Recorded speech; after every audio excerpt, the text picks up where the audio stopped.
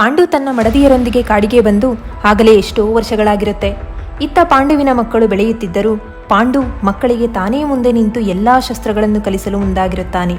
ಅರ್ಜುನನಂತೂ ತನ್ನ ಹಾಗೆಯೇ ಬಿಲ್ಲುಗಾರಿಕೆಯಲ್ಲಿ ತುಂಬಾ ನಿಪುಣನಾಗುತ್ತಾನೆ ಅಂತ ಎಷ್ಟೋ ಬಾರಿ ಮನಸ್ಸಿನಲ್ಲಿ ಅಂದುಕೊಂಡಿರುತ್ತಾನೆ. ಯುಧಿಷ್ಠರನ ಧರ್ಮನಿಷ್ಠೆ, ಭೀಮನ ಬಾಹುಬಲ, ನಕುಲ ಸಹದೇವರ ಬುದ್ಧಿಶಕ್ತಿ ಇವೆಲ್ಲವನ್ನೂ ಕೂಡ ಪಾಂಡುರಾಜ ಅಂದೇ ಗುರುತಿಸಿದ್ದ. ಅವತ್ತೊಂದು ದಿನ ಭೀಮ ಜಾರಿ ಪ್ರಪಾತಕ್ಕೆ ಉರುಳಿ ಬಂಡೆಯ ಮೇಲೆ ಬಿದ್ದಾಗ ಅವನು ಇನ್ನು ಬದುಕೋದೇ ಇಲ್ಲ ಅಂತ ಎಲ್ಲರೂ ಅಂದ್ಕೊಂಡಿದ್ರು. ಕುಂತಿಯಂತೂ ಅಳೋದಕ್ಕೆ ಶುರು ಮಾಡಿರ್ತಾಳೆ. ಭೀಮನ ದೇಹವನ್ನು ತರೋಕೆ ಅಂತ ಬಂಡೆಯ ಹತ್ತಿರ ಹೋದ ಪಾಂಡುವಿಗೆ ಅಲ್ಲಿನ ದೃಶ್ಯ ನೋಡಿ ಆಶ್ಚರ್ಯವಾಗುತ್ತದೆ. ಯಾವ ಮಗು ಬದುಕೋದೇ ಸಾಧ್ಯವಿಲ್ಲ ಅಂದ್ಕೊಂಡಿರ್ತಾರೋ ಆ ಮಗು ನಗ್ತಾ ಇರುತ್ತೆ. ಆದರೆ ಕೆಳಗಿದ್ದ ಬಂಡೆ ಪುಡಿ ಪುಡಿಯಾಗಿರುತ್ತೆ. ಇವನು ಅಪ್ರತಿಮ ಬಲ ಸಂಪನ್ನನಾಗುತ್ತಾನೆ ಅಂತ ಪಾಂಡು ಇವನಿಗೆ ಭೀಮ ಅಂತ ಹೆಸರಿಟ್ಟಿರ್ತಾನೆ. ಮತ್ತೆ ಅವರೆಲ್ಲರ ವಿದ್ಯಾಭ್ಯಾಸ ಅದೇ ಕಾಡಲ್ಲೇ ಸಾಗತೊಡಗುತ್ತೆ. ಇದೆಲ್ಲ ನಡೆಯುವಾಗಲೇ ಒಂದು ದಿನ ಆ ಆಘಾತಕಾರಿ ಘಟನೆಯೊಂದು ನಡೆದೇ ಹೋಯಿತು.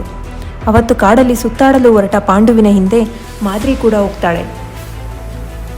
ಎಲ್ಲದರಿಂದ ದೂರಾಗಿದ್ದ ತನ್ನ ಪತ್ನಿಯರನ್ನು ಯಾವತ್ತೂ ಏಕಾಂತದಲ್ಲಿ ಭೇಟಿಯಾಗದೆ ಎಲ್ಲವನ್ನೂ ಕಾಪಾಡಿಕೊಂಡಿದ್ದ ಪಾಂಡುರಾಜ ಅವತ್ತು ಯಾಕೋ ವ್ಯಾಮೋಹಕ್ಕೊಳಗಾಗಿ ಮಾದ್ರಿಯ ಕೈ ಹಿಡಿದು ಆಕೆ ಎಷ್ಟೇ ಪ್ರಯತ್ನಿಸಿದ್ರೂ ಅದರಿಂದ ಬಿಡಿಸ್ಕೊಳ್ಳೋದಕ್ಕೆ ಆಗಲ್ಲ.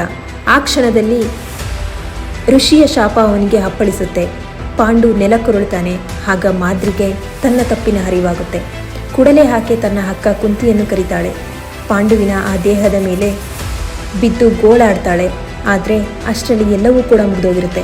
ಆಶ್ರಮವಾಸಿಗಳು ಬಂದು ಅಂತಿಮ ಸಂಸ್ಕಾರಕ್ಕೆ ಸಿದ್ಧತೆ ಕೂಡ ಮಾಡ್ತಾರೆ. ಕುಂತಿ ಪಾಂಡುವಿನ ಜೊತೆಗೆ ತಾನೂ ಕೂಡ ಚಿತೆ ಹೇರುವುದಾಗಿ ಹೇಳ್ತಾಳೆ. ಆದರೆ ಮಾದ್ರಿ ತನ್ನಿಂದಲೇ ಪಾಂಡುವಿನ ಸಾವು ಸಂಭವಿಸಿದೆ, ಹಾಗಾಗಿ ತಾನೇ ಅವನೊಂದಿಗೆ ಚಿತೆ ಹೇರುವುದಾಗಿ ಹಠ ಹಿಡಿತಾಳೆ. ಪತಿ ಸತ್ತಾಗ ಸತಿಯೂ ಕೂಡ ಸಹಗಮನವಾಗುವುದು ಅವಾಗಲೇ ಬಂದಿತ್ತು.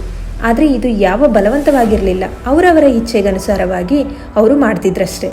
ಇಲ್ಲಿ ಪತಿಯೊಂದಿಗೆ ಯಾರು ಸಹಗಮನ ಮಾಡೋದು ಅಂತ ಕುಂತಿ ಹಾಗೂ ಮಾದ್ರಿ ಇಬ್ಬರೂ ಕೂಡ ಹಠಕ್ಕೆ ಬೀಳ್ತಾರೆ. ಅದಕ್ಕೆ ಮಾದ್ರಿ ಮಕ್ಕಳನ್ನು ಸಾಕುವ ಜವಾಬ್ದಾರಿ ಕುಂತಿಯ ಹೆಗಲಿಗೆ ನೀಡ್ತಾಳೆ. ಅಕ್ಕ, ನನ್ನ ಈ ಇಬ್ಬರು ಮಕ್ಕಳು ಕೂಡ ನಿನ್ನ ಭಿಕ್ಷೇನೆ, ಹಾಗಾಗಿ ನನ್ನ ಈ ಮಕ್ಕಳನ್ನು ಕೂಡ ನೀನು ನಿನ್ನ ಮಕ್ಕಳಂತೆ ಸಾಕುವೆ, ಅದರಲ್ಲಿ ನನಗೆ ಯಾವ ಅನುಮಾನನೂ ಇಲ್ಲ.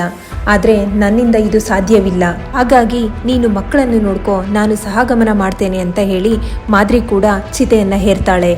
ಆದರೆ ಮಾದ್ರಿ ಏನೋ ಪತಿ ಜೊತೆ ತಾನು ಕೂಡ ಸಹಗಮನ ಮಾಡ್ತಾಳೆ. ಆದರೆ ಪ್ರತಿದಿನ ಪ್ರತಿ ಕ್ಷಣ ಬೆಂಕಿಯಲ್ಲಿ ಬೆಂದವಳು ಮಾತ್ರ ಕುಂತಿ. ಪಾಂಡು ಹಾಗೂ ಮಾದ್ರಿ ಚಿತೆ ಹಾರಿದ ಮೇಲೆ ಅವರ ಅಸ್ಥಿಯ ಜೊತೆ ಕುಂತಿ ಮತ್ತು ಮಕ್ಕಳನ್ನು ಕರೆದುಕೊಂಡು ಆಶ್ರಮವಾಸಿಗಳು ಹಸ್ತಿನಾಪುರದ ಕಡೆಗೆ ನಡೆಯುತ್ತಾರೆ. ಅವರು ಶತಶೃಂಗ ಪರ್ವತದಿಂದ ಹಸ್ತಿನಾಪುರಕ್ಕೆ ಇವರನ್ನು